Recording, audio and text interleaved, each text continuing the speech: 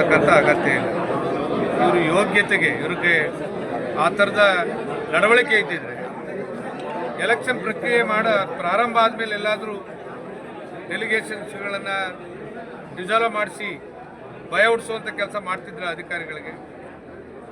ಇದೇ DRಗೆ ಹೈಕೋರ್ಟ್ 2 ಸಲ ಚೀಮಾರಿ ಹಾಕಿದೆ. ತಗೊಂಡಿದ್ದೀವಿ ಈಗ ಆರ್ಡ್ರನ್ನ. ಒಂದು ಚುನಾವಣೆ ಪ್ರಕ್ರಿಯೆ ಪ್ರಾರಂಭ ಆದಮೇಲೆ ಯಾವುದೇ ಕಾರಣಕ್ಕೂ ಡಿಸ್ಕ್ವಾಲಿಫೈ ಮಾಡಬಾರ್ದು ಅಂತಕ್ಕಂಥದ್ದನ್ನು ಹೈಕೋರ್ಟ್ ಹೇಳಿದೆ. ಇವನು ಯಾರ್ದು ಏಜೆಂಟಾಗಿ ಕೆಲಸ ಮಾಡ್ತಾಯಿದ್ರು ಅದಕ್ಕೆ ಅವ್ರಿಗೆ ತಕ್ಕ ಪಾಠ ಕಲಿಸ್ಬೇಕಾಗುತ್ತೆ, ಅದಕ್ಕೆ ಬೆಲೆ ತೆತ್ತಬೇಕಾಗುತ್ತೆ. DR ಆ ಕೆಲಸ ಮಾಡ್ತೀವಿ. ಸರ್ ನಿಮ್ಮ ಸ್ನೇಹಿತರು ಯಾವಾಗಲೂ ನೆನೆಸ್ಕೊತಾ ಇರ್ತಾರೆ, ನಿಮ್ಮಿಂದ ಕಲಿಯೋದು ತುಂಬ ಇದೆ ಅಂತ ಅನ್ಕೋತೀನಿ ಅಂತ ಹೇಳ್ತಾರೆ ಸರ್. ಯಾರು ಸರ್? ಸಚಿವರು. ಹೌದು, ಬಹುತೇಕ ರಾಜಕೀಯದಲ್ಲಿ ನಾನೇ ಹಿರಿಯ, ಆದ್ದರಿಂದ ಆಗ ಅಡ್ವೈಸ್ ಮಾಡ್ತಿದ್ದು. ಈಗ ತುಂಬ ಎತ್ತರಕ್ಕೆ ಬೆಳೆದಿದ್ದಾರೆ, ಮೂರು ಬಾರಿ ಮಂತ್ರಿ ಆಗಿದ್ದಾರೆ, ಮಹತ್ವದ ಜವಾಬ್ದಾರಿ ನಿರ್ವಹಿಸ್ತಾ ಇದ್ದಾರೆ.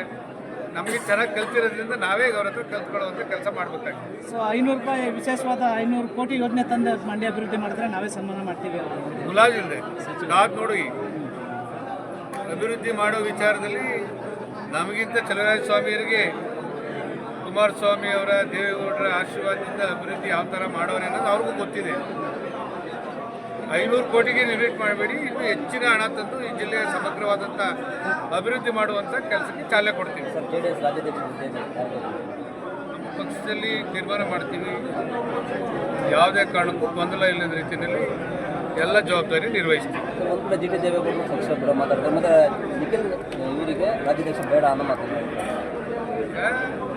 ಪಕ್ಷ ತೀರ್ಮಾನ ಮಾಡ್ತಕ್ಕಂಥದ್ದು. GT ದೇವೇಗೌಡರ, ಪುಟ್ಟರಾಜು ಅವರ ಅಭಿಪ್ರಾಯಗಳ ಮೇಲೆ ಪಕ್ಷ ನಡೆಯಲ್ಲ. ಅದಕ್ಕೆ ಆದಂಥ ಒಂದು ಕಮಿಟಿ ಇದೆ, ಕೋರ್ ಕಮಿಟಿ ಇದೆ, ಹಿರಿಯ ಮುಖಂಡರಿದ್ದಾರೆ, ಅದು ತೀರ್ಮಾನ ಮಾಡ್ತಾರೆ. Thank you.